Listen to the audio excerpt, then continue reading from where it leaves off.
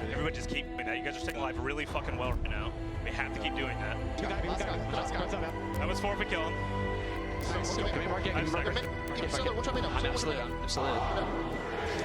guys are world champions, baby. You guys are world fucking champions. World champion. Now, I'm no world champion, but I have been playing Halo for many, many years. And I figured if I wanted to get better, why not reach out to the best? So me and my team hired Lunchbox on Metafy to coach us for 1 hour. And instead of having him go through our videos and seeing what we did wrong or right on one game mode, we sat down and asked a lot of questions. And there's one question in particular for me that stood out, that helped me go from a 1540 to a 1640. Stay tuned to find out what that question was, and you too can climb the ranks.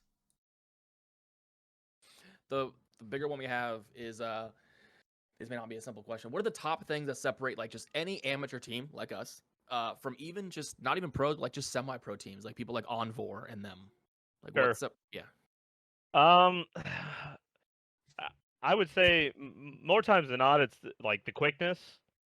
Like how fast you're moving around the map, and then just like B, the routes that you're taking to do it, making sure like you're playing the damage game well. Like if you're challenging any bit consistently, like long range and getting yourself weak, like you're probably making the wrong play.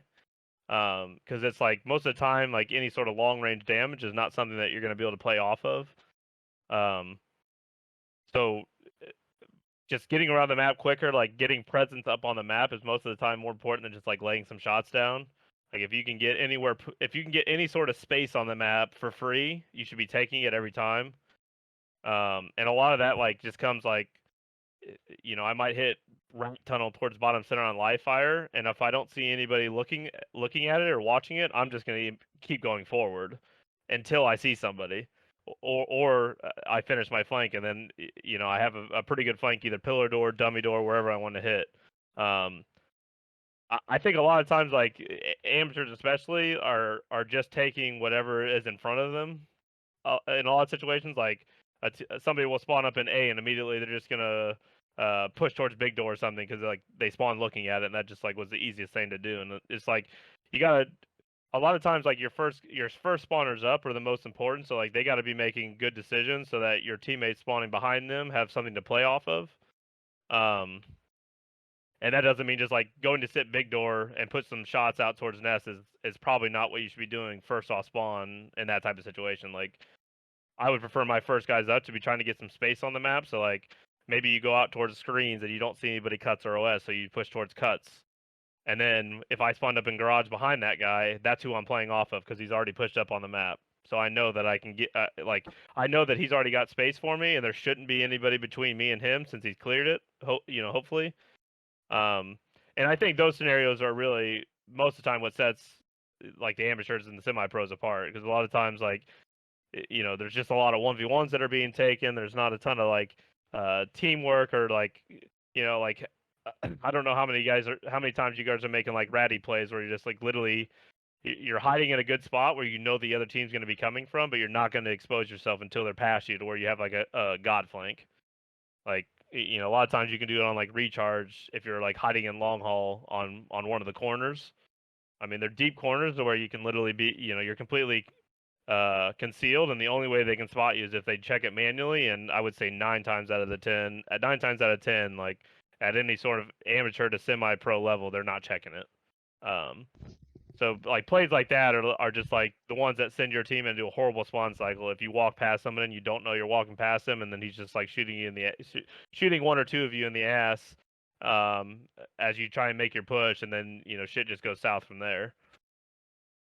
Hey, Lunchbox, you made a comment early on about just faster playstyle and speed as a differentiator between amateur and semi-pro teams. Can you say more about that? Because our team, I mean, we've spoken about this quite a bit. Like, what is our style? Is it fast? Is it slow? Is that an intentional decision that we should make? Or would you argue that like the latest sandbox in Halo Infinite promotes a faster playstyle? How should we think about speed? Or is that more of an adaptive thing that changes throughout the rhythm of the game? So I would like the way that Halo's evolved is quickness. Like if you're trying to play setupy Halo in Infinite, you're gonna struggle because it's hard to get into setups to where like you're spawning them in one location and you know they're spawning there. And then B, if you're not holding those setups well, you're never gonna get like the scrappy time if you're not playing super aggressive. So like you're kind of shooting yourself in the foot by making it harder. Like you're forcing yourselves to have to play the setups perfectly, or else you're not going to be accomplishing much objective wise.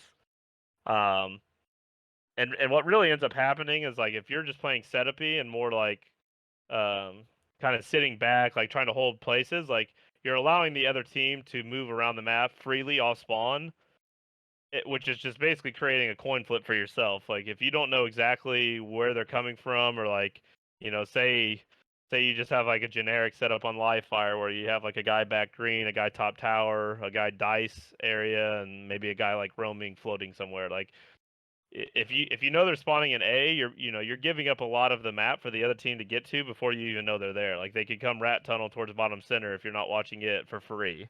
And then you're giving them options of hitting pillar door, dummy door, and you don't know exactly when that hit's coming. Whereas if you're playing a little more aggressive play style to where like maybe you have a guy pushed up top center towards A plat where he's putting shots into people that are spawning back A, like that is immediately changing the mindset of the other team when they're getting shot at right when they spawn, as opposed to feeling like they have all sorts of time in the world to coordinate and set up a push.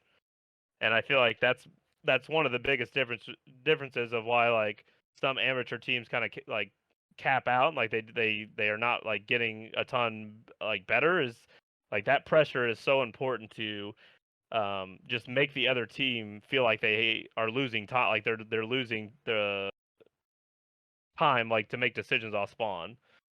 Like if you're getting shot the moment that you spawn, obviously it's going to create panic for yourself because you're just going to die if you don't make a play instantly. Whereas like if you spawn up in A and there's literally nobody looking or shooting at you, you have all sorts of time to make a decision. Do I want to push rat tunnel? Do I want to push screens? Like you have options.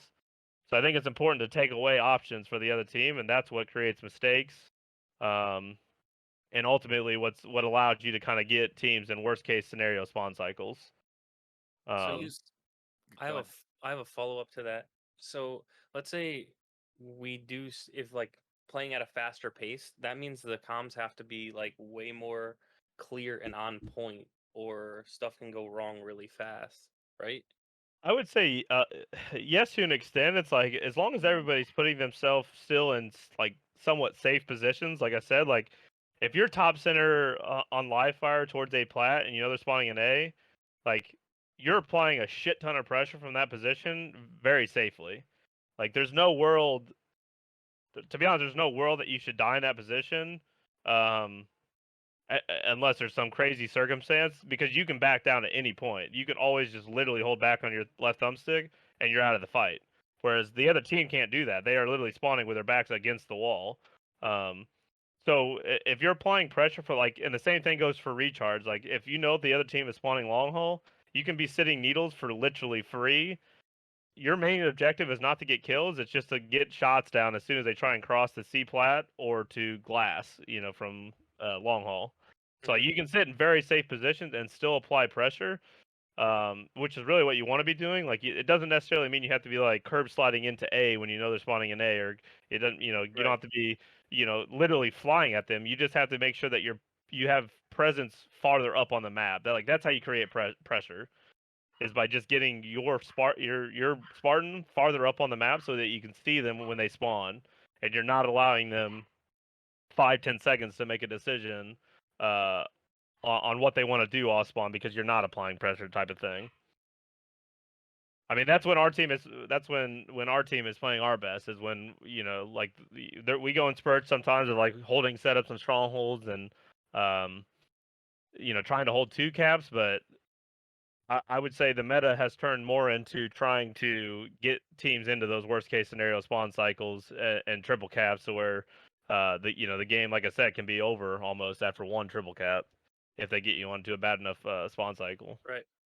So yeah, I mean the comms definitely. I mean the comms just need to be around what you're trying to accomplish in those types of situations. If it's if you know they're spawning in a certain location and you want to apply pressure to it, like it just literally you should just be able to say like I'm putting pressure on A, and everybody should know like, okay, we're gonna try and apply a little pressure here. So like everybody should be playing off of that information. Once one person says it. And I think that's like that alone should help create a little better coordination and the ability just to like hold spawns a little better. Hold them spawning into a certain location a little better. If everybody's positioning is a little more pushed up. Like obviously you still need to like certain safety nets. Like on live fire, for example, a guy sitting top tower pretty much at any point in the game is going to be good. Because no matter what, like you can see all of OS side, you can see all of like top center A plat area. You can always go to the low side of top tower to see towards green and that area. So like positions like that are going to be good, even if the rest of your team is applying pressure. Like you don't. I would say more times than not, you probably don't want to leave like positions like that are just power positions under any circumstance. Another one maybe on recharge would be like bat ledge. Like, there's really not going to be any scenario where a guy sitting bat ledge looking into the middle of the map is not good. Like you can literally see the entire middle and good portion of the outskirts of the map from there. Right.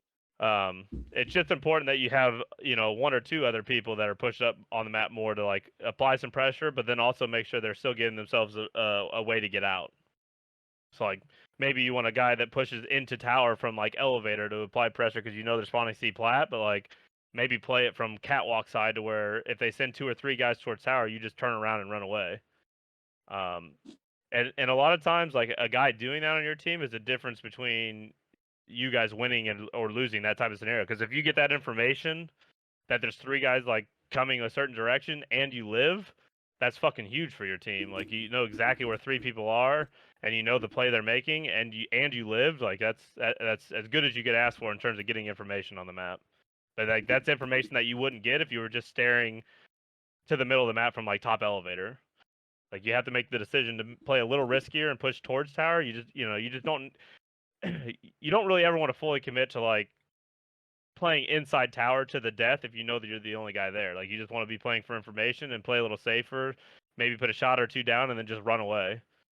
And that sort of cat and mouse game is again, I think the difference between like the top level and everything below. Like a lot of people will if you push to tower from elevator, like a lot of people just commit to fighting no matter what's coming at them. Like whether there's 1, there's 2, there's 3, like you're going to just try and fight it and put yourself in a position a lot of times where you can't run away. But the way I play, like I'm always going to put myself in a position that I can drop out of like top tower window if I'm like near commando, or I'm going to play cat side so that I can always drop down mangler pit if I see if I see multiple people coming and I just can't fight that battle. So yeah, I would say that's the easiest way to apply pressure, just getting your Spartans up on the map in somewhat safe positions that you can always leave the fight if it just doesn't look like it's going to go well, or if you just see the numbers are not in your favor. Awesome. Gotcha. We appreciate you staying a little bit extra. We're gonna let you go. Absolutely. We want to respect your time. I appreciate it. Yeah, I appreciate you good guys' stuff, time. Lunchbox. Yeah, thank you. Yeah, hopefully. Thanks so much. Looking hopefully forward to the I next was able to give session. Yeah, absolutely. Hopefully, I was able to give you guys some decent information. And like I said, Definitely. if you want to do some film review or stuff, that's totally cool. I think I can definitely help. Just with like coordination and routes, because a lot of times it's just like decision making off spawns. Is like, your first spawner's up. Don't really want to look to just go take a 1v1. Like you want to just, like I said, be trying to get space on the map. So like getting pushed up as far as you can safely, and then your teammates spawning behind are playing off of wherever you get to. And those 2 things alone will just normally make pushes off spawn just so much easier if you're focused more on getting good position on the map more so than just like trying to find where the other team is.